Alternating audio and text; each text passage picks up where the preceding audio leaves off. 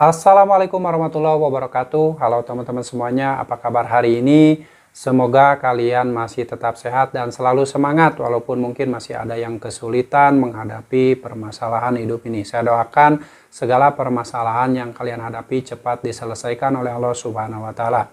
Baik kawan-kawanku, pembahasan kali ini yaitu mengenai kabar dari Otoritas Jasa Keuangan yang memberitahukan tentang salah satu selebaran surat yang beredar, yang ternyata di surat itu isinya adalah bahwa OJK akan membekukan nomor rekening dari nasabah-nasabah bank. Simak video ini sampai habis agar kalian tidak salah memahami isi dari video ini. Sebelumnya saya ucapkan terima kasih buat teman-teman semua yang sudah support channel ini, selalu mendukung channel ini dan selalu menantikan setiap video yang saya upload berikutnya. Saya doakan kalian sehat selalu dan selalu dimudahkan rezekinya oleh Allah Subhanahu wa taala.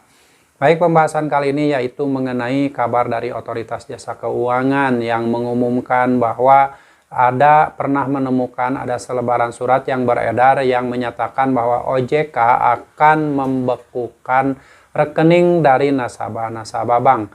Jadi hal ini langsung ditanggapi dan direspon oleh Otoritas Jasa Keuangan.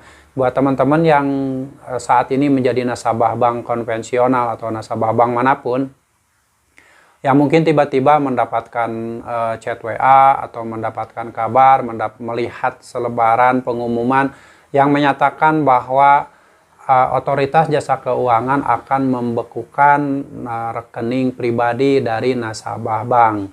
Kalian yang saat ini mendapatkan kabar tersebut, saya mendapat kabar dari Otoritas Jasa Keuangan bahwa hal itu merupakan berita bohong, di mana itu dibuat oleh oknum tertentu yang mengatasnamakan Otoritas Jasa Keuangan, di mana di situ isinya bahwa OJK akan membekukan nomor rekening dari nasabah-nasabah bank.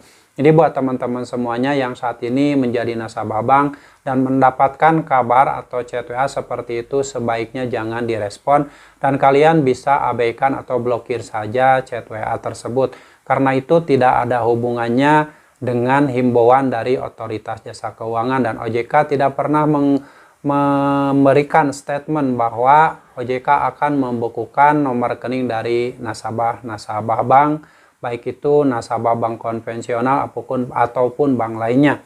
Karena di sini OJK juga sudah menemukan surat tersebut dan sudah distempel hoax oleh OJK bahwa itu hanyalah berita bohong yang disengaja disebarluaskan oleh oknum-oknum tertentu yang katanya mungkin ingin mencemarkan nama baik Otoritas Jasa Keuangan. Jadi buat teman-teman semuanya, tetap berhati-hati apabila kalian mendapatkan kabar apapun yang mengatasnamakan instansi apapun, tetap kalian ekstra hati-hati karena saat ini zaman era digital, banyak sekali penipuan-penipuan, baik itu berkedok pinjaman online, berkedok sebuah lembaga keuangan, pokoknya berbagai platform apapun itu sekarang itu rawan penipuan. Jadi sebaiknya kalian lebih ekstra hati-hati jika menemukan apapun yang isinya diragukan atau kalian tidak mengenal hal itu. Dalam hal ini sebagai contoh yaitu sebagai surat selebaran yang menghimbau atau memberitahukan bahwa OJK akan membekukan nomor pribadi rekening dari nasabah bank.